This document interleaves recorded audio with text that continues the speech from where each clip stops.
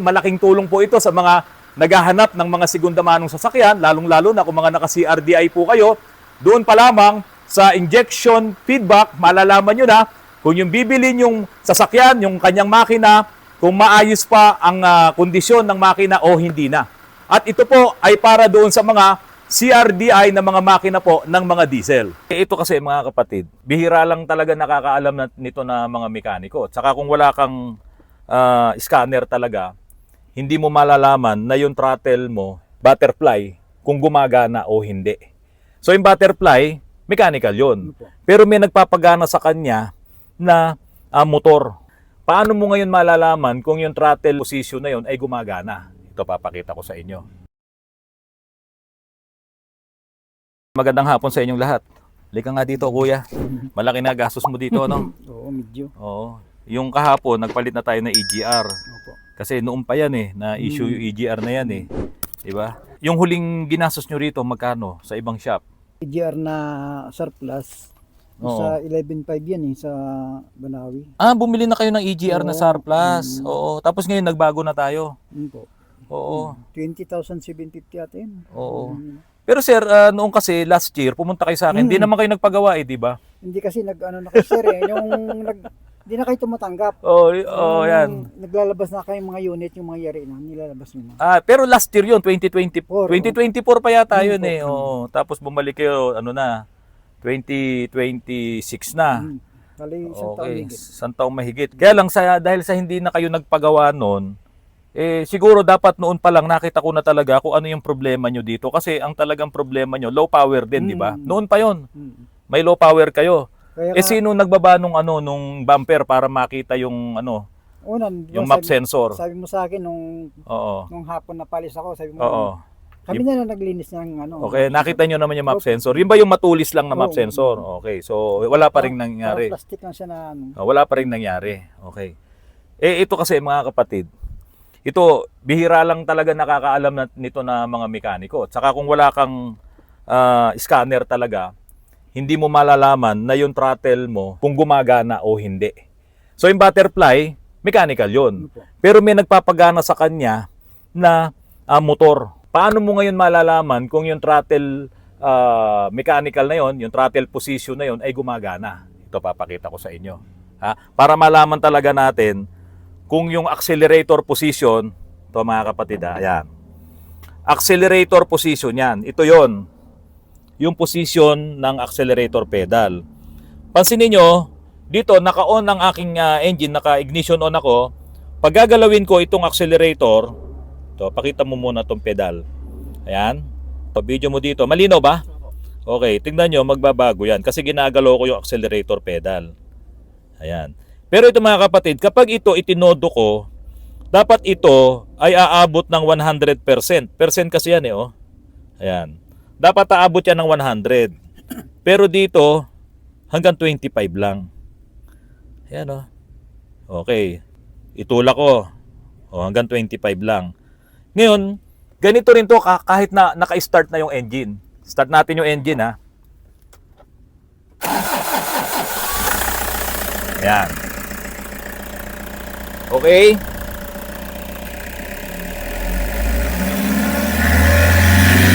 Sa 25 lang. Todo na yan. Di ba, nakatingin na ako.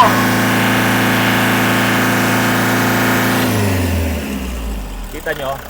Dapat sana, kung binobomba ko yun ng nakadiin, ito namang ating accelerator position, yun ngang throttle natin doon, yung butterfly, dapat bumubukas yun ng todo. Pero dito, wala siyang bukas. Tingnan nyo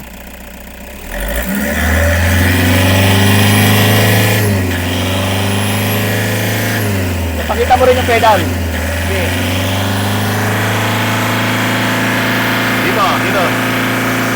Wala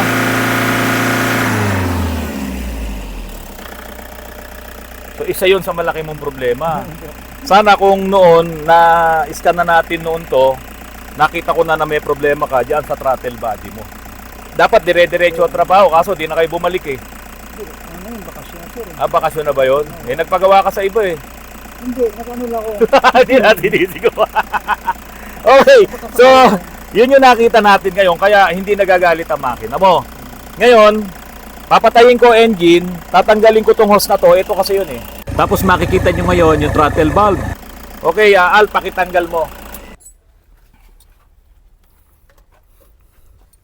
Napaka-importante talaga na may scanner ka, saka alam mo yung trabaho ng bawat pyesa. Kasi yung ating pedal, accelerator pedal, wala nang kable yan. Katulad nung araw, yung mga makina may kable na nakakabit doon sa throttle, no? Hinihila niya, bumubukas yung throttle. Ito wala na, electronic na yan. Start ko na ngayon. Ayan. Tignan ngayon natin yung value nito. Hawak ka rito. Medyo maingay lang po tayo ha. Tignan mo kung gumagana. Ayan o. 25 lang ano. Ngayon, bibidyohan ko dito.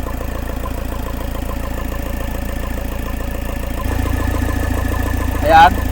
Dapat sa pag-start pa lang ng engine ay nakabukas na ng todo itong throttle valve na yan.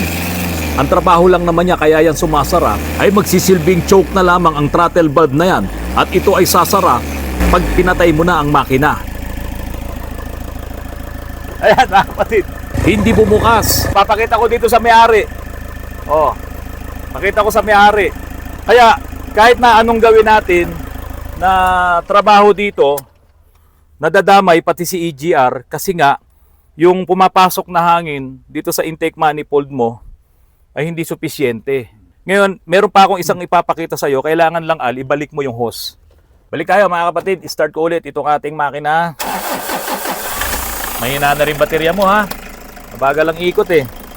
Okay, doon sa accelerator position, try ulit natin. Wala, talagang 25 lang. Okay, so hanggang 25% lang talaga yung power na makukuha nito kasi hindi bumubukas ng 100%. Ngayon, dito sa injector feedback,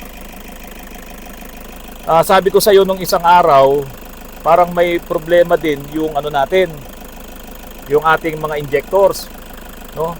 Dito kasi wala man lang tayong nakikitang value nitong mga injectors mo, yung injection feedback. Napaka-importante nitong mga injection feedback po na yan. Dito malalaman mo din kung ang iyong mga injectors or yung iyong mga cylinder, pati yung mga piston mo ay may problema o wala. So dito, walang ma-read na value doon sa injection feedback mo. Kaya pag naayos ko naman yung throttle mo, pupuntahan naman ngayon natin itong injection feedback. Okay, patayin ko muna ha. Alam nyo mga kapatid, doon pa lang sa sa injection feedback na to, 1, 2, 3, 4, yung 4 na cylinder, ang normal niyan ay 0 to 3 plus or minus. Pag nag-negative 2 ka, nag-negative 3 ka, no, normal pa yon. Pero pag pumunta ka sa negative 5 o kaya positive 5 na value, may problema na ang iyong makina, hindi yung injectors, no? Kasi yung injection feedback na yan, hinahabol niya yung trabaho, yung buga ng diesel kapag mahina na yung isang cylinder. Halimbawa, cylinder number 4, may singaw na siya. So magiging mahina ang kompresyon nun. So para mahabol niya ngayon at mapantay-pantay niya yung trabaho ng 4 na cylinder, yung injection value na ibubuga ng injectors mo, dadagdagan niya ng diesel yon para pumantay siya dun sa ibang mga cylinder. Yun sa'yo, ni isa wala man lang gumagalaw. Kaya i-check din ngayon natin itong mga injectors mo, bakit ganon? No? Nasa zero siya, normal lahat, pero imposible yun. Dapat talaga may gumagalaw dyan. Ngayon, titingnan ko kung merong pang doon, gawin natin to. Kung merong unit doon, ipapakita natin kay kuya na kapag inaapakan yung accelerator, nagwa 100%. Okay mga kapatid, nakita nyo po yung high ace kanina na hindi nagpa-function ng maayos yung kanyang accelerator position doon sa pedal. Hanggang 25% lang. At yung kanyang mga injectors, yung injection feedback, ay nandoon lang sa zero. Puro zero lang, wala talagang variation. Yung trabaho po ng kanyang mga injection feedback doon sa kanyang mga injectors. Ngayon, ikukumpara natin dito po sa Toyota rin na Fortuner, halos parehas din naman po yan. Although ito, modelong makina na po ito, modelong engine to. pero parehas lang po yan at makikita nyo na ibang-iba po talaga ang na-scan natin doon sa Toyota Hiace na talagang yun ay may problema mula doon sa kanyang throttle position, doon sa kanyang throttle body at maging doon sa kanyang mga injectors. Parehas na parehas lang naman din po yung kanyang orientation, lalong-lalo na dito sa scanner. At ito, tignan nyo po yung accelerator position. Yan. Kita? Accelerator position 0. Kapag po ito ay aapakan ko na ang accelerator, dapat po yan ay magwa 100%. Ha? Sige, dito muna. Apakan ko po ang accelerator.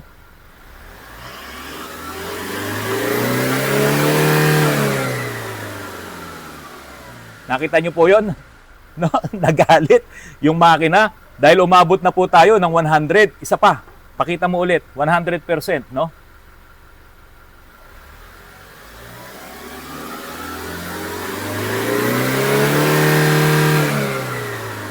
Okay, gamitin natin yung graph. Ayan. Tignan nyo po mga kapatid ha. Ang 100% natin,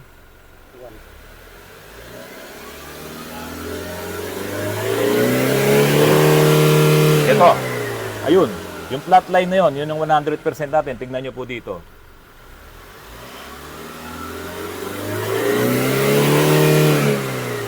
Okay.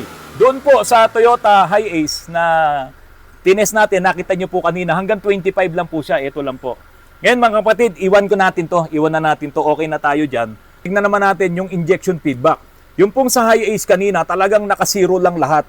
Kaya talagang may issue pa yung pagdating naman doon sa kanyang mga injectors. Ito po, yung sa Toyota Fortuner, ayan. Puro siya, naka-negative yung dalawa, tatlo. Negative 0.156, negative 0.156, at naka-negative 469. Kasi po, yung isa naka-positive. So kung kukumputin nyo po yan, ito pong itinaas po kasi nitong 0.469 na yan, ay hinahabol ngayon nitong mga naka-negative. Itong mga naka-negative na yan, nagbabawas siya ng fuel na bigay doon sa mga injectors. Nagbabawas siya para mahabol naman niya yung combustion doon sa tatlong cylinder, doon sa cylinder number 4, number 2, at number 1. So yung injection feedback nung value na number 3, no, na naka 0.469 siya, although yan naman po ay hindi pa yan talaga grabe, no? Kaya lang hahabulin talaga yan nung computer, nung ECU, para talagang magpantay-pantay yung ating mga cylinder. Kasi pag iyan ay lahat ay naka-positive, no? Malaking problema yan. Yan yung mararamdaman nyo na nanginginig-nginig na yung ating makina. At iyon, posibleng may problema na sa mga piston ring, may problema na sa barbula, at hindi sa lahat ng pagkakataon ang sisisihin natin doon ay yung mga injectors. So mahalaga, naiintindihan natin yung paggamit po ng ating mga scanner. Kung halimbawa, hindi talaga maalis-alis yung panginginig ng inyong mga makina, pagpalyan ng mga makina, sa dami nyo na-try na pagpaparepair dyan or pagpapaayos, baka mamaya narito na rin ang problema ng inyong mga makina. Nagkakaroon na ng leak or nagkakaroon na ng loose compression ang inyong mga cylinder. Ito yung accelerator position. Yan yung sinubukan natin dun sa Hiace mo. Okay, tingnan mo kung ilan ang aabutin yan ha.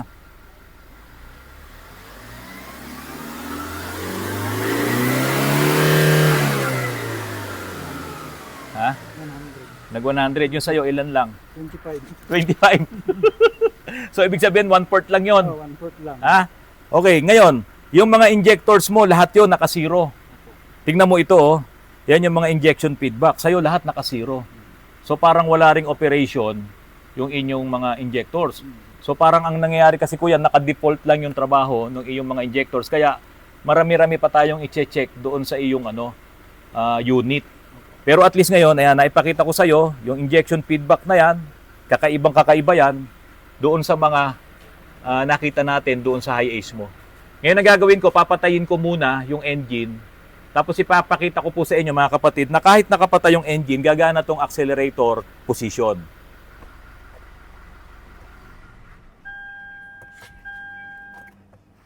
Ayan. Okay. Nawala kasi tayo, kaya mag-re-scan tayo ngayon. Mag-re-scan muna tayo.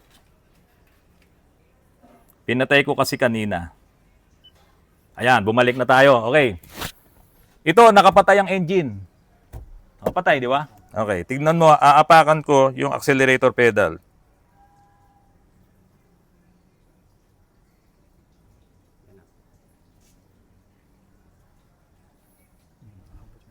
$100. Di ba? Yung sayo, nakadiin na ako, totally lahat, Pwede pa rin. ayaw umabot sa 100. Eh yung sa'yo hanggang 25 lang. Kaya yung low power mo noon pa yon. So ito, wala na tong tsamba-tsamba. Ano? Ito, nagsubok tayo ng maayos na sasakyan, yung Fortuner. At tama yung ginawa natin, tama yung ating diagnose. Okay? So ilagay mo muna na isa dito. At siguradong malalaki ang gasto. Sana ano lang, sana throttle body lang. At pag naayos na yung throttle body, sana magtrabaho ng maayos yung mga injectors. Sana po, naintindihan nyo po itong vlog po natin. Malaking tulong po ito sa mga naghahanap ng mga segunda manong sasakyan, lalong-lalo na kung mga naka-CRDI po kayo. Doon pa lamang sa injection feedback, malalaman nyo na kung yung bibilin yung sasakyan, yung kanyang makina, kung maayos pa ang kondisyon ng makina o hindi na. At ito po ay para doon sa mga CRDI na mga makina po ng mga diesel. Mga kapatid, maraming salamat sa patuloy na pagtangkilik nyo po sa aking channel. Asahan nyo po, magbibigay pa tayo ng maraming tips at maraming mga tutorials ng mga video na ito para po makatulong po hindi lamang sa mga gustong bumili ng sasakyan, doon sa mga may sasakyan na nagdi-DIY po kayo, at para din po doon sa mga mekaniko na makapagdagdag po tayo ng kaalaman po para sa inyo. Mga kapatid, magandang hapon at maraming salamat sa inyong lahat.